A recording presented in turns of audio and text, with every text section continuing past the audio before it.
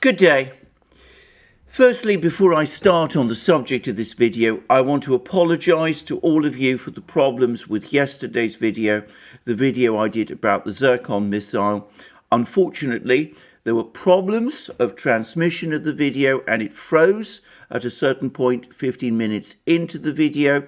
And unfortunately, when people encountered this problem, I was in transit and therefore it was many hours before I became aware that the problem existed. Thanks to my colleague and friend Alex Christoforou, an updated version of that video without those problems has now been uploaded and can be seen, so the problems with the video have hopefully been resolved. Thank you for your patience and apologies again. Anyway, the topic of my video today is once again Afghanistan, where, by the way, news is that the Taliban are closing in on the important provincial city of Kandahar in the south of Afghanistan, which was the base of their movement in the 1990s,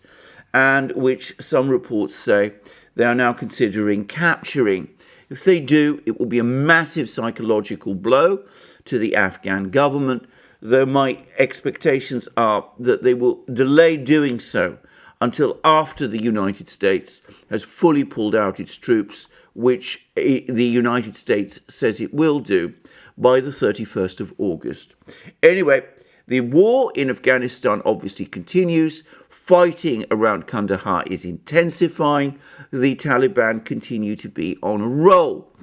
But the issue that I'm going to discuss today is not the military situation in Afghanistan itself, but rather the diplomatic struggle, if you like, that is going on in and around it, and the various moves that the outside parties are increasingly taking. And the spotlight has once again shifted towards Russia, which seems to be leading the diplomatic effort, both in its talks with the Taliban and with the actions that it is taking to discuss the issues of Afghanistan, both with the other neighbouring countries and, interestingly, with the United States also. Now, in a recent video, I discussed at length the discussion that took place in Moscow between a Taliban delegation and the Russians, in which there was a fairly extensive exchange of views by the Taliban and the Russians, with the Taliban giving the Russians various assurances about the way they wished they would govern Afghanistan once they became the government there after the American pullout, and the Russians making clear to the Taliban what Russia's red lines are. And what we have seen, and it is classic Russian diplomacy, is that along with the velvet glove that has been extended to the Taliban by Moscow with the reception of that Taliban delegation and with the talks that took place in Moscow, we've seen alongside the veiled glove a wielding of the mailed fist. To be precise, there have been military exercises, or rather there will be military exercises involving the Russian army and the militaries of Uzbekistan and Tajikistan, the two former Central Asian states that border Afghanistan. There will be military exercises in the first week of August, and Russian troops have already been deployed to the border in Afghanistan. Film has appeared of Russian troop movements, especially the deployment of T-72 tanks, but also I understand that more Russian troops are being sent to Uzbekistan, where they will engage in military exercises alongside the Uzbek army. Now, the troop deployments are fairly small. I understand that the number of Russian troops in Tajikistan is around 5,000, and I understand that the number of Russian troops who are going to be sent to Uzbekistan is 1,500. So we're talking about perhaps 6,500 ground troops in total, a force dwarfed, for example, by the vastly bigger deployment of perhaps 100, or some people say even 200,000 troops that the Russians carried out in April along the Ukrainian border. That deployment, of course, caused enormous alarm across the West. This deployment along the Afghan border is much smaller. Moreover, some of these troops, or rather the bulk of these troops, come from a base in Tajikistan, which Russia has operated and been operating for some time. Around 5,000 of the troops come from there. So this is not so much a deployment of fresh troops from within Russia itself. It's rather an exercise by the Russian army from troops it already has deployed to the region, along with the troops of the two important regional allies, Tajikistan and Uzbekistan, one of which, Tajikistan, of course, already hosts the base from which some of these troops come. I would, however, quickly add that it is unusual and perhaps breaks a precedent for Russian troops to enter Uzbekistan and train with troops there. The previous Uzbek president, Karimov, who was incidentally previously a member of the Politburo of the Soviet Communist Party, but who was the leader who led Uzbekistan to independence in the 1990s, had a very difficult relationship with Moscow, and for a long time seemed actually positively hostile to Moscow. He even entered into a regional grouping which went by the name of the Guam, Georgia, Ukraine, Azerbaijan, and Moldova. It briefly became the Guam, with Uzbekistan briefly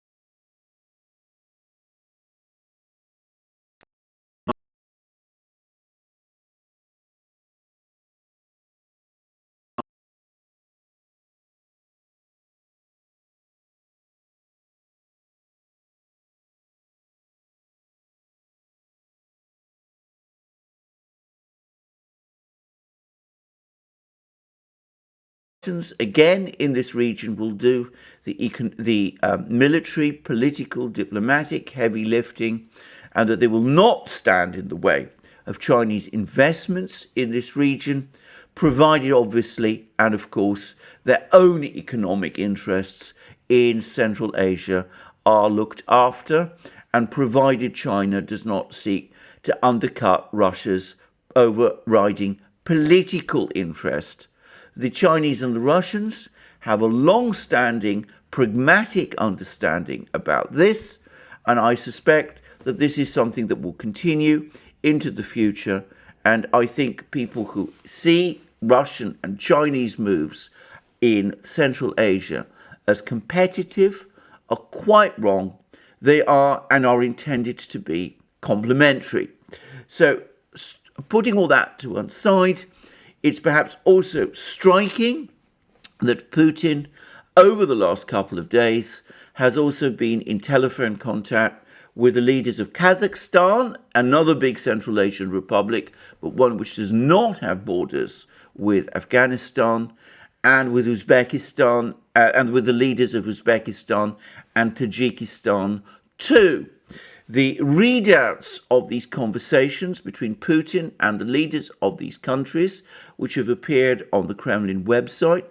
are very uninformative, but it is indisputable and undoubted that the issue of Afghanistan is of central concern,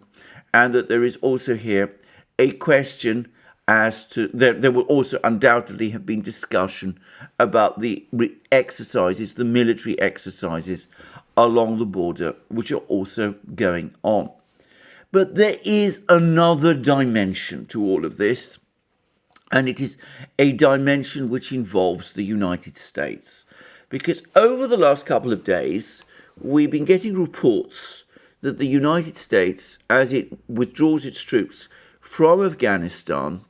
is on a hunt for a regional country that might be prepared to house an American base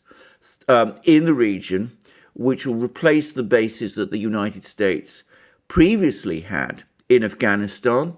and which the United States could use in order to carry out military strikes on the Taliban or on terrorist groups, jihadi terrorist groups, if they ever establish themselves in Afghanistan,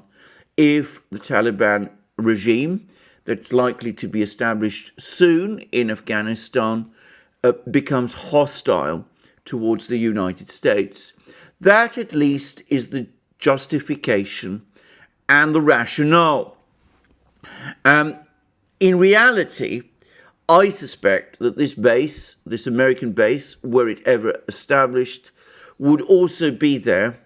to act as America's eyes and ears in the region in order to keep an eye on Iran, Russia, and China, the big powers in this region, the big Eurasian powers with which the United States is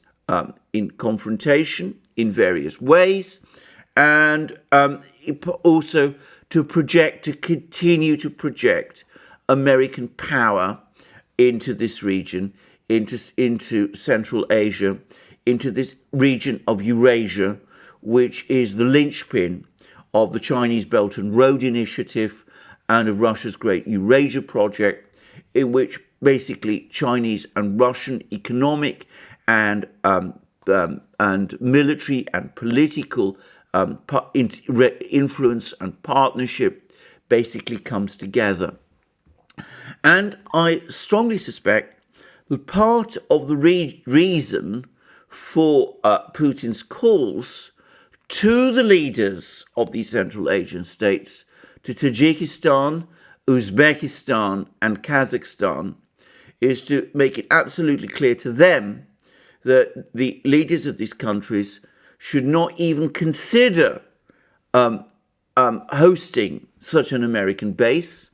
on their territories without first getting clearance from Moscow. Because obviously the Russians will not want to see the United States establish bases in Central Asia, which will be directed against Russia and China and Iran in the way that the bases that the United States did establish in the 1990s after the events of 9/11, a base in Uzbekistan that I talked about, and another base in Tajikistan, how those bases also worked. So the Russians are going to be making sure that the leaders of these countries do not act without any prior agreement from Moscow, with a view to hosting US bases there. And we know, or at least there are reports, that the Russians and the Americans have been in discussion with each other on the subject of a bases which can be used by the United States against Afghanistan, the overt reason for these bases. But as I said, the actual reason will be to project US power into Eurasia and into Central Asia. And there are reports which the Kremlin, by the way, has interestingly refused to deny, that the Russians themselves actually offered to host US bases in the region, an offer that the United States apparently has been reluctant, for obvious reasons, to accept. My own personal view is that with Iran, Pakistan obviously rejecting any idea of US bases on their territory, the US attempt to re-establish bases in Central Asia is going to fail, though the Russians, as is often their way, are refusing to reject that idea outright. They often do this, they often string the Americans along with such discussions in order to make the Americans enter into a long negotiation, which will ultimately, of course, lead nowhere, with the Russians hedging it with conditions, hedging any offer for bases with all sorts of conditions, which on the face of it may appear reasonable, but which the United States will almost certainly ultimately refuse. I mean, I don't know what kind of conditions those would be, but probably they would be for joint hosting of troops, so that there would also be Russian troops in these bases. There would be abilities by the Russians to monitor what the Americans are doing, the sort of things that the Americans ultimately and invariably dislike and reject, but which the Russians can offer and propose and make themselves appear reasonable about. So I suspect that there is this dialogue going on between Moscow and Washington at the moment, but that it will lead nowhere. And I suspect also that these military exercises that are going on along the Afghan border, which are involving the Russian military and the Uzbek and Tajik militaries, are a pointed way for the Russians to remind the Central Asian states that the ultimate guarantor of their security nowadays is no longer the United States, which has let them down in the past and failed them, and which has failed to prevent the Taliban achieving what is an imminent victory in Afghanistan, that their ultimate guarantor is Moscow, and that they need to comply with Moscow's wishes rather than Washington's on the question of hosting any base. And I suspect also that this is why Kazakhstan, a country which does not directly border Afghanistan, why Kazakhstan has also been brought into these negotiations too. So what we see again is a complex diplomatic game going on in Central Asia between Moscow and Washington in advance of the Taliban victory in Afghanistan. The Russians are talking to the Taliban are talking to them. The Russians are waving both the velvet glove and the mailed fist at the Taliban. The Taliban are giving all sorts of promises. The Taliban are also in discussion with Iran and China, and Moscow and Washington are also in discussion with each other about hosting rights for a US base, either in Central Asia or in Russia, or perhaps in parts of Central Asia which are under Russian influence, with the Russians making it very clear to the Americans that that can only happen with Moscow's agreement and under the terms set down by Moscow. And I expect that at the end of all of these discussions, we will have a situation where there are no American bases in Central Asia, no American bases in Russia, where the United States will have fully withdrawn from Afghanistan, and where the arrangements in Afghanistan will be made directly in negotiations between Moscow and the Taliban, and between Moscow and Beijing and the Taliban, and with Tehran and Islamabad, the capitals of the capital of Pakistan, also being involved in these negotiations. So I expect that what we are seeing is the last gasp of American attempts to preserve their influence in Central Asia, and I anticipate that these attempts will fail, and that at the end of this process, perhaps in the autumn, we will see the end of US influence in Central Asia, an attempt by the United States to establish a bridgehead in Central Asia, which took place after the events of 9/11, will have finally and completely and conclusively come to an end. Anyway, we will see. There is a meeting between the Russians and the Americans scheduled in Geneva on the 28th of July. We will see whether the topic of Afghanistan is raised at those talks, but at the moment it looks to me as if any idea of a American base in Central Asia is probably coming to a close. So thank you again for joining me for this program today. I look forward to you joining me in future programs, both on this channel and on our main channel, the Duran. Please also remember to check out the channel of my colleague and friend, Alex Christoforou. You'll find links under this video. Please also check us out on our other platforms, BitChute and especially SuperU and Locals. And please also support us to the extent that you can via Patreon, PayPal and Subscribestar, and by coming to our shop and buying yourself the wonderful things that you will